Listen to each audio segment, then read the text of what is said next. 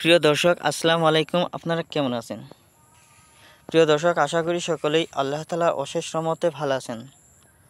তো প্রিয় দর্শক, আজকে আমি বরাবরের মতো একটি কবিরাজি ভিডিও নিয়ে আলোচনা করব।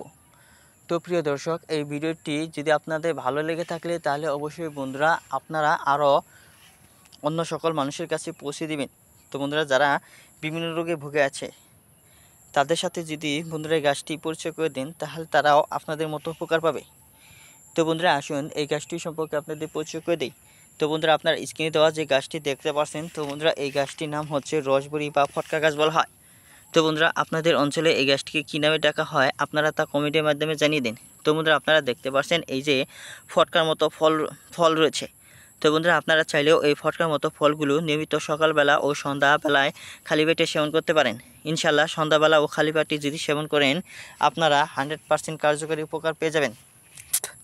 তো বন্ধুরা, তার কারণ হচ্ছে যারা এই রসবড়ি বা ফটকা গাছের ফলগুলো সেবন করে তাদের কিন্তু মাখন বৃদ্ধি পায় এবং কি তাদের পানি কিন্তু গাঢ় হয় এবং কি তারা স্ত্রীকে সময় দিতে পারে ঘন্টার পর ঘন্টা, প্রতি রাতে 3 থেকে 4 বার করে। তারপরেও বন্ধুরা তাদের মেশিন কিন্তু দাঁড়িয়েই থাকে। বিশেষ করে বন্ধুরা, এই রসবড়ি গাছের যে শিকড় রয়েছে এই শিকড়টি যদি আপনারা ব্যবহার করতে পারেন তাহলে আমি তো আপনাদেরকে আরও বলতে পারি যে আপনারা উপকার না পেয়ে যাবেন না। তার কারণ হচ্ছে এই গাছটি বিশ্বাসী ও গবেষণামূলক একটি গাছ। পরীক্ষা নিরীক্ষা করে তারপর রোগীদেরকে ব্যবহার করতে বলা হয়েছে। বিবাহিত ভাইদের জন্য খুবই উপকারে আসবে এই গাছটি।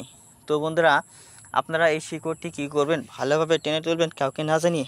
যে কোনো গাছ বন্ধুরা আপনাকে কাউকে না জানিয়ে টেনে তুলতে হবে। তারপর বন্ধুরা কাউকে না জানিয়ে টেনে তোলার পর আপনারা শিকড়টি একটি তাবিজের মধ্যে ভরে তারপর মোমবাতি দিয়ে আটকে নেবেন। তারপর বন্ধুরা এভাবে আপনারা কী করবেন, যতক্ষণ পর্যন্ত আপনারা রোগ থেকে সুস্থ না হতে পারছেন ততদিন পর্যন্ত মাজায় ধারণ করুন। ইনশাল্লাহ সুস্থতা ফিরে আসবেন। ধন্যবাদ আপনাদেরকে।